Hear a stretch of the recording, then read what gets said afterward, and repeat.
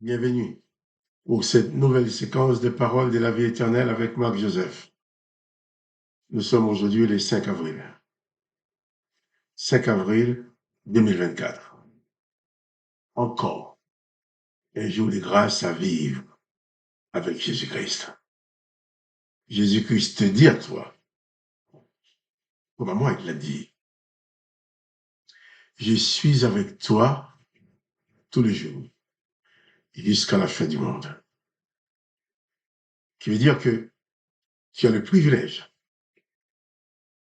d'avoir dans ta vie la plénitude de la présence de Jésus-Christ dans toutes les circonstances. Et il a dit, jusqu'à la fin du monde.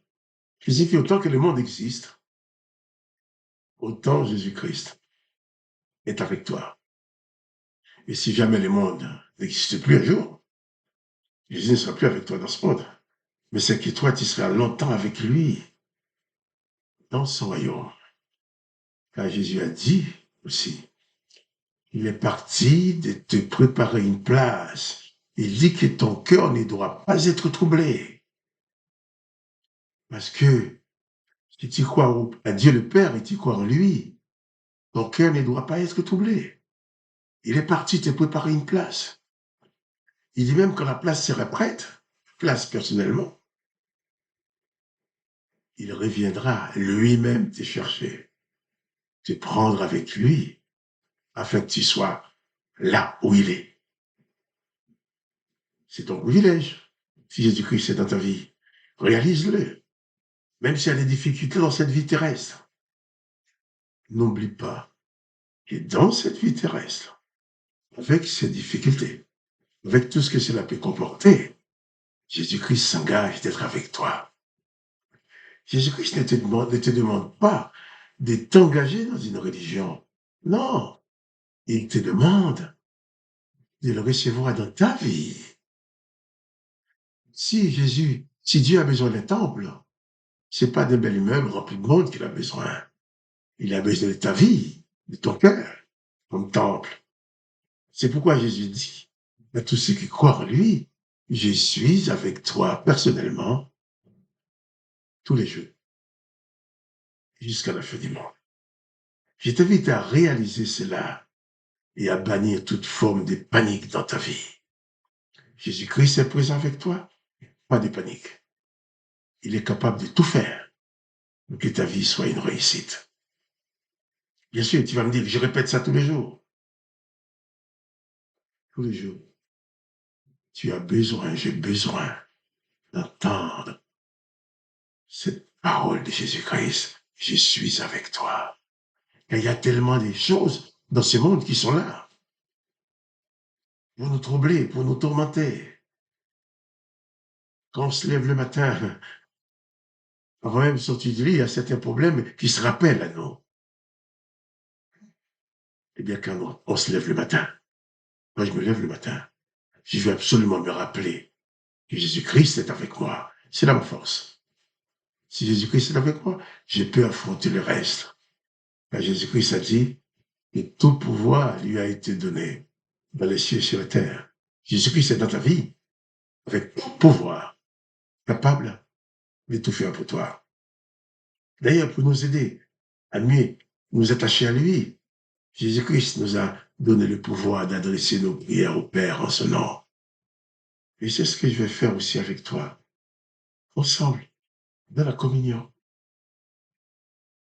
Nous allons, malgré la distance, nous allons ensemble présenter notre prière à Dieu le Père dans le nom de Jésus-Christ, sachant que Jésus-Christ a promis de répondre à toutes ces prières.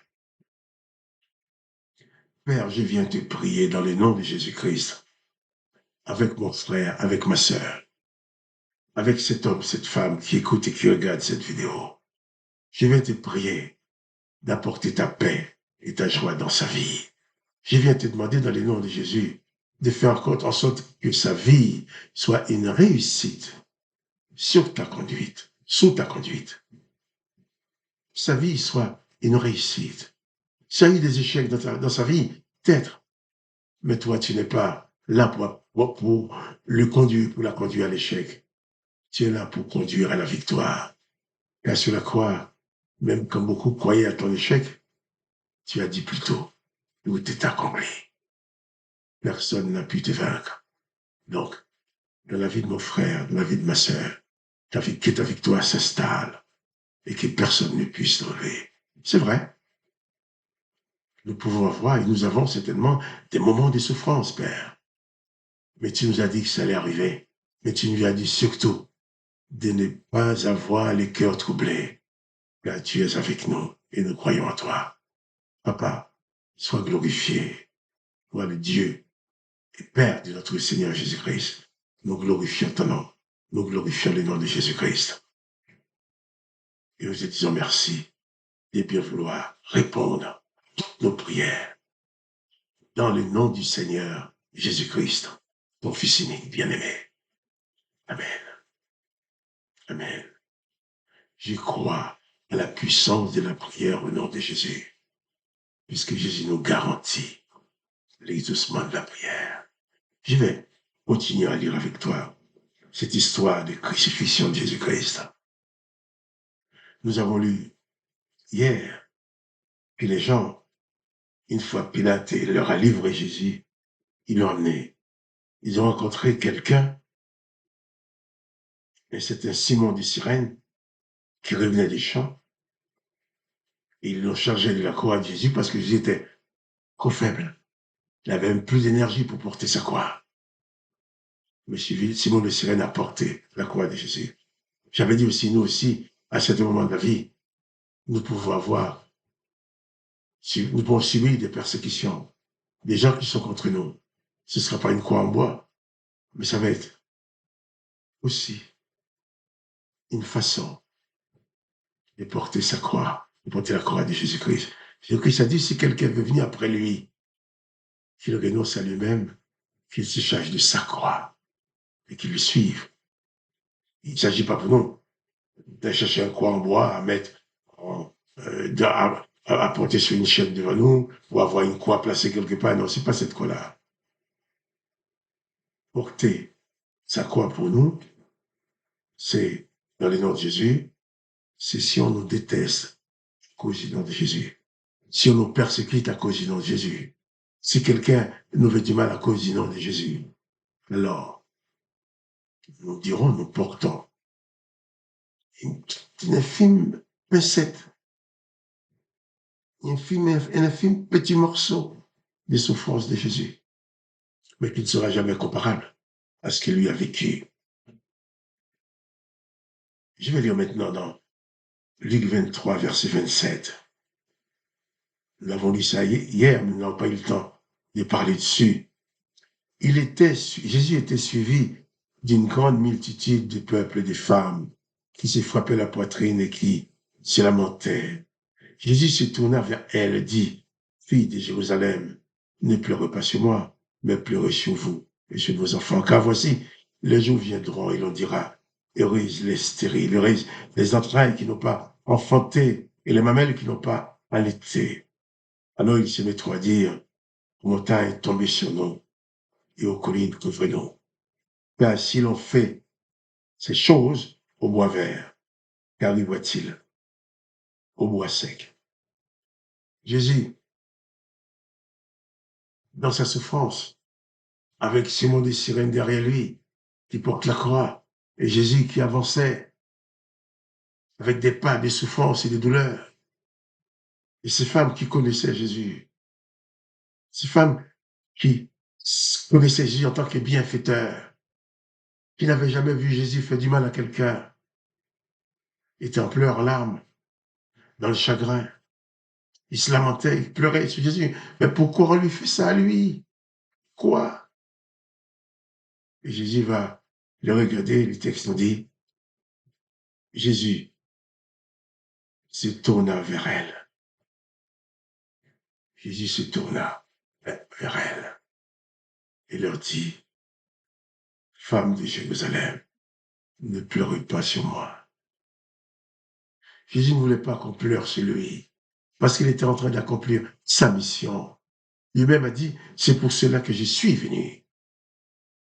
Mais évidemment, ces hommes, ces femmes qui connaissaient Jésus ne pouvaient pas rester insensibles face à cette situation-là. Alors ils pleuraient sur Jésus. Jésus va leur dire, non, ne pleurez pas sur moi, pleurez sur vous et sur vos enfants. Là, c'est vrai, moi, je vais m'en aller. Mais c'est qu'il y a beaucoup d'autres malheurs qui vont encore s'abattre sur la terre. Il y a beaucoup de choses très dures que vous aurez à vivre. Il y aura beaucoup d'événements très douloureux pour vous. Il dit qu'à voici, des jours viendront où l'on dira heureuses les stériles, heureuses les entrailles qui n'ont point enfanté, et les mamelles qui n'ont point allaité. Je parle maintenant, ce jour, mais en réalité, si on va maintenant sur cette terre où a vécu Jésus, où Jésus a prononcé ses paroles, en Israël, en Palestine, à Gaza, c'est la douleur, c'est la destruction. Les serviteurs d'Allah et les serviteurs d'Israël, de l'Éternel sont en train de se battre, en train de se massacrer les uns les autres, sans pitié. Et chacun va dire qu'il a raison, parce qu'il a derrière sa tête les esprits de son Dieu qui prônent la vengeance. On massacre les enfants, on massacre les vieillards. D'autres ne sont pas sur la terre d'Israël pour vivre le massacre, mais se mettent en sécurité ailleurs. Et ils gèrent et commanditent le massacre. Quand on dit qu'il faut arrêter le massacre, l'autre dit, bon, on va aller jusqu'au bout, il faut détruire. Voilà ce que Jésus avait dit à ces femmes-là. Je sais que tout cela va arriver. Et aujourd'hui, beaucoup de femmes qui ont perdu leurs enfants, des pères qui ont perdu les enfants qui ont perdu leurs parents. Et beaucoup de femmes vont dire, bien, on aurait bien fait de ne pas avoir d'enfants, qu'il les voit aujourd'hui en train de se faire massacrer sous nos yeux. C'est d'actualité ce que Jésus a dit. Car les jours viendront où on dira heureuses les entrailles qui n'ont pas enfanté, les mamelles qui n'ont pas allaité. Et aujourd'hui, c'est vrai, tous ceux qui ont des enfants sur cette terre d'Israël, bon, cette terre d'Israël là-bas, Israël, la Palestine, tous ceux qui ont des enfants là-bas, des enfants qui sont massacrés, c'est la douleur. Et Jésus voyait déjà tout ça. Il a dit pleurer sur vous et sur vos enfants. Et Jésus va leur dire aussi, attention, le monde ne va pas vous épargner. Parce que si on fait cela, fait ces choses, à moi, Jésus, qui suis le bois vert, qu'adviendra-t-il au bois sec? L'image du bois vert, le bois vert, vous le mettez au feu, on ne peut pas l'allumer facilement. Mais le bois sec, le mettez au feu, ça brûle rapidement. Donc, d'où pour nous la nécessité de nous attacher à Jésus-Christ. Nous ne pouvons pas avoir Jésus-Christ en chair, en os, pour l'attraper nos mains, pour saisir sa robe, pour courir après lui. Nous ne pouvons pas le faire, mais nous pouvons en esprit nous attacher à Jésus-Christ. Que ce soit l'esprit de Jésus-Christ qui règne dans nos cœurs. En sorte que nous ne soyons pas de ceux qui exercent les vengeances en détruisant hommes, femmes et enfants, comme l'Éternel des armées l'a toujours ordonné dans l'Ancien Testament. Que nous ne soyons pas de ceux qui s'entretuent, ceux qui tuent les autres. Jésus-Christ dit, nous serons persécutés. Nous qui sommes le bois sec, comme il a dit, ce sera Dieu pour nous. Voilà pourquoi il a dit, je suis avec toi tous les jours jusqu'à la fin du monde. En sorte, si un jour ça doit t'arriver, que tu puisses rester fidèle à l'image de Jésus-Christ. Que tu ne sois pas transformé en tueur, en exterminateur. Car Jésus-Christ n'était ni un tueur, ni exterminateur. Il était uniquement sauveur. Sauveur jusqu'à la mort. Sauveur même quand on est en train de les tuer. Il a sauvé de la condamnation ceux qui l'ont percé, ceux qui l'ont cloué, ceux qui ont poussé Pilate à le condamner. Au moment où Jésus a dit, Père, pardonne-leur, car ils ne savent ce qu'ils font. Jésus, c'est le bois vert, on l'a fait souffrir. Nous sommes le bois sec, on nous fera souffrir. Mais nous devons absolument rester attachés à l'esprit de Jésus-Christ, en sorte que nous puissions réagir comme lui. Jésus, dans ses douleurs, il n'y avait pas des paroles de malédiction. Dans ses souffrances, il y avait des paroles, pas des paroles de malédiction. Il n'y avait pas des paroles d'injure. Il y avait des paroles de grâce. Père, pardonne-leur, car ils ne savent ce qu'ils font. Pardonne-leur, ils ne savent ce qu'ils font. Alors, que toi et moi, nous parvenions épouser l'image de Jésus-Christ, en sorte que nous soyons pour lui des disciples accomplis, qui ressemblent au Maître. Que le nom de Dieu le Père soit glorifié. Que le nom de Jésus-Christ soit glorifié. Et toi, mon frère, toi, ma sœur, qui écoute la vidéo et qui est en communion avec moi, mais que toi aussi, tu sois richement béni. Tout à moi, Marc-Joseph, je te dis seulement, souviens-toi que Jésus-Christ est avec toi tous les jours jusqu'à la fin du monde et bannis toute forme de panique de ta vie. Souviens-toi et n'oublie jamais que Jésus-Christ est avec toi. N'aie pas peur. Sois béni. Et à demain pour une autre séquence des paroles de la vie éternelle. Et si tu aimes la vidéo, partage-la autour de toi. À demain.